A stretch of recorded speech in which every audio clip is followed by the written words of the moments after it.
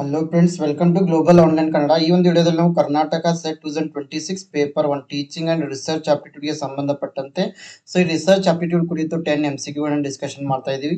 ಯಾರೆಲ್ಲ ವಿದ್ಯಾರ್ಥಿಗಳು ಕೆಸೆಟ್ 2026 ಗೆ ಪ್ರಿಪರೇಷನ್ ಅನ್ನ ಮಾಡ್ತಾ ಇದ್ರೆ ಗ್ಲೋಬಲ್ ಆನ್ಲೈನ್ ಕನ್ನಡ ವತಿಯಿಂದ ಕೋರ್ಸ್ ಅನ್ನು ಆರಂಭ ಮಾಡಿದೀವಿ.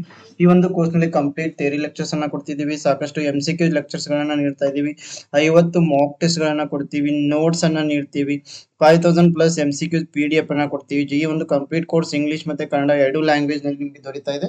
ಸೊ ಇಲ್ಲಿ ಫೀಸ್ ಬಂದ್ಬಿಟ್ಟು 2100 ಇರುತ್ತೆ. ಸೊ ನೀವು ಜಾಯ್ನ್ ಆಗಲು ಗ್ಲೋಬಲ್ ಆನ್ಲೈನ್ ಆಪ್ ಅನ್ನ ಪ್ಲೇ ಸ್ಟೋರ್ ನಿಂದ ಡೌನ್ಲೋಡ್ ಮಾಡ್ಕೊಳ್ಳಿ, ರಿಜಿಸ್ಟರ್ ಮಾಡಿ.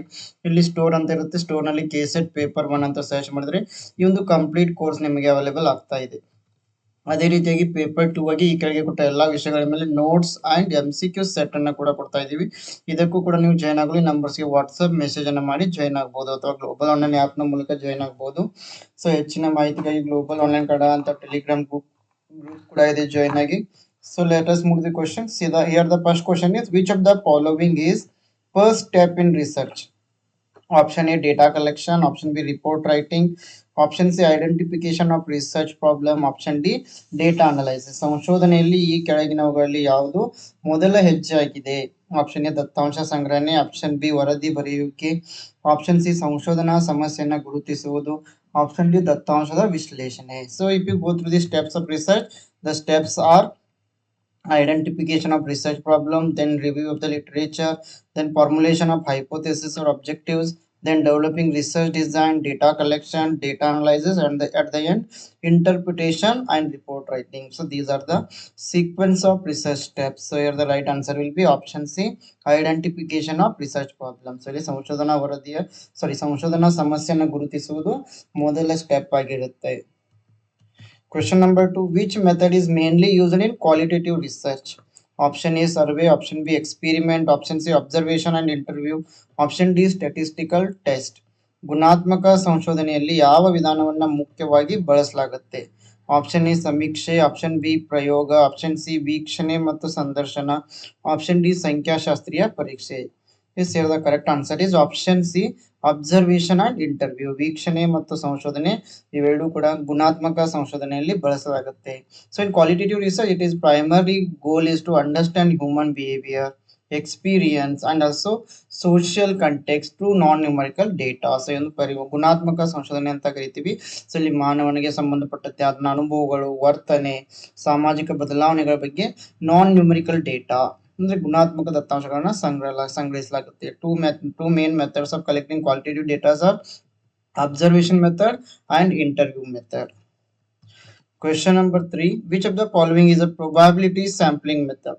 Option A, convenience sampling. Option B, judgment sampling. Option C, random sampling. Option D, quota sampling. ಈ ಕೆಳಗಿನವುಗಳಲ್ಲಿ ಯಾವುದು ಸಂಭವನೀಯತೆ ಮಾದರಿಯ ವಿಧಾನವಾಗಿದೆ? ಎಸ್, ಅನುಕೂಲಕರ ಮಾದರಿ, ತೀರ್ಪು ಮಾದರಿ, ಯಾದೃಚ್ಛಿಕ ಮಾದರಿ, ಕೋಟಾ ಮಾದರಿ. Yes, here the correct answer is option C, random sampling. ಯಾದೃಚ್ಛಿಕ ಮಾದರಿಯಲ್ಲಿ ಸರಿ ಉತ್ತರ ಆಗಿದೆ. So here random sampling means this is a probability sampling method because it uses random selection, ensuring that every individual in a population has a known and equal chance of being selected. So ಈ ಒಂದು random sampling ಅನ್ನು ನಾವು probability sampling method ಅಂತ ಕರಿತೀವಿ. ಏಕೆಂತಂದ್ರೆ ಇಲ್ಲಿ ಎಲ್ಲ sample ಗಳನ್ನ random ಆಗಿ ಅಂದ್ರೆ ಯಾದೃಚ್ಛಿಕವಾಗಿ ಯಾವುದೇ ಒಂದು ಸರಿಯಾದ ಸ್ಟೆಪ್ ಗಳನ್ನ ಇಲ್ಲದೆ ರ್ಯಾಂಡಮ್ ಆಗಿ ಆಯ್ಕೆ ಮಾಡಲಾಗುತ್ತೆ. ಸೊ ಅದಕ್ಕೆ ಇದು probability sampling ಆಗಿದೆ. It is considered the purest form of probability sampling because it eliminates human bias from the selection of process. Question number 4, pilot study is conducted to. So option A, publish results. Option B, test feasibility of research. Option C, increase sample size. Option D, avoid analysis. Pilot ಅಧ್ಯಯನವನ್ನ ಈ ಕೆಳಗಿನವುಗಳಿಗೆ ನಡೆಸಲಾಗುತ್ತೆ. Option A, ಫಲಿತಾಂಶಗಳನ್ನು ಪ್ರಕಟಿಸುವುದು. Option B, ಸಂಶೋಧನಾ ಪರಿಕರಗಳ ಕಾರ್ಯಸಾಧ್ಯತೆಯನ್ನ ಪರೀಕ್ಷಿಸುವುದು. Option C, ಮಾದರಿ ಗಾತ್ರವನ್ನ ಹೆಚ್ಚಿಸುವುದು. Option D, ವಿಶ್ಲೇಷಣೆಯನ್ನ ತಪ್ಪಿಸುವುದು. Yes, pilot study is conducted to test feasibility of research tools. Option B is the correct answer. Pilot ಅಧ್ಯಯನವನ್ನು ಯಾಕೆ ನಡೆಸಲಾಗುತ್ತೆ ಅಂತಂದ್ರೆ ಸಂಶೋಧನಾ ಪರಿಕರಗಳ ಕಾರ್ಯಸಾಧ್ಯತೆಯನ್ನ ಪರೀಕ್ಷಿಸುವುದು. So the primary goal of pilot survey is to conduct a small scale dry run to ensure that research instruments like questionnaires, strategies, overall study protocols are practical and effective before launching it.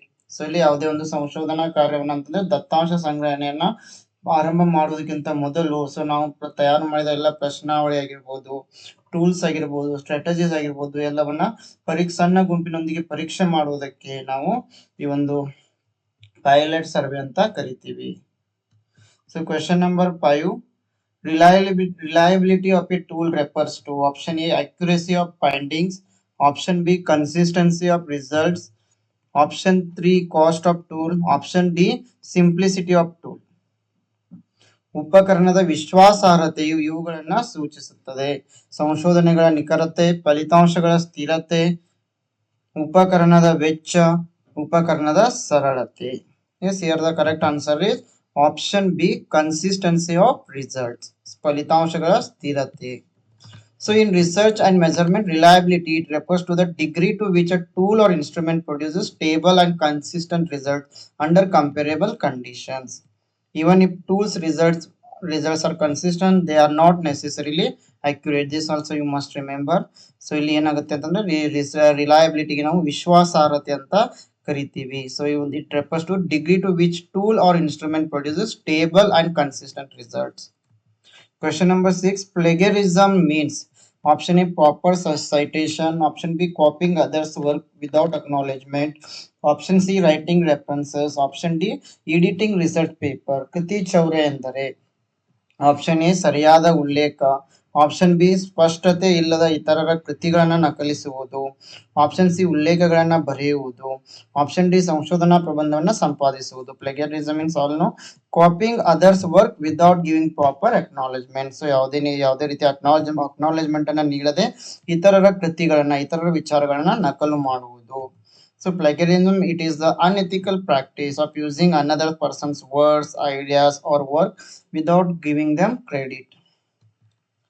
Question number 7, experimental research is used to option A describe events only, option B establish cause effect relationship, option C collect opinions only, option D study history. ಪ್ರಾಯೋಗಿಕ ಸಂಶೋಧನೆಯನ್ನ ಯಾವುದಕ್ಕಾಗಿ ಬಳಸಲಾಗುತ್ತೆ? Option A ಘಟನೆಗಳನ್ನ ವಿವರಿಸಲು, option B ಕಾರಣ ಪರಿಣಾಮದ ಸಂಬಂಧವನ್ನ ಸ್ಥಾಪಿಸಲು, option C ಅಭಿಪ್ರಾಯಗಳನ್ನ ಸಂಗ್ರಹಿಸಲು, option D ಇತಿಹಾಸವನ್ನ ಅಧ್ಯಯನ ಮಾಡಲು. Yes, the right answer is in experimental research we are going to establish research relationship between cause and effect. ಪ್ರಾಯೋಗಿಕ ಸಂಶೋಧನೆ ಅಂತಂದ್ರೆ ಯಾವುದೇ ಒಂದು ಸಂಗತಿಯ ಕಾರಣ ಮತ್ತು ಪರಿಣಾಮದ ಸಂಬಂಧವನ್ನ ಅಧ್ಯಯನ ಮಾಡುವುದು. Experimental research is used to establish cause and effect relationships. It involves manipulating an independent variable to observe its effect on dependent variable. So ಇಲ್ಲಿ ಒಂದು ಡಿಪೆಂಡೆಂಟ್ ವೇರಿಯೇಬಲ್ ಆಮೇಲೆ ಇಂಡಿಪೆಂಡೆಂಟ್ ವೇರಿಯೇಬಲ್ ಮತ್ತೆ ಇಂಡಿಪೆಂಡೆಂಟ್ ವೇರಿಯೇಬಲ್ ನಡುವಿನ ಪರಿಣಾಮವನ್ನು ಅಧ್ಯಯನ ಮಾಡಲಾಗುತ್ತೆ.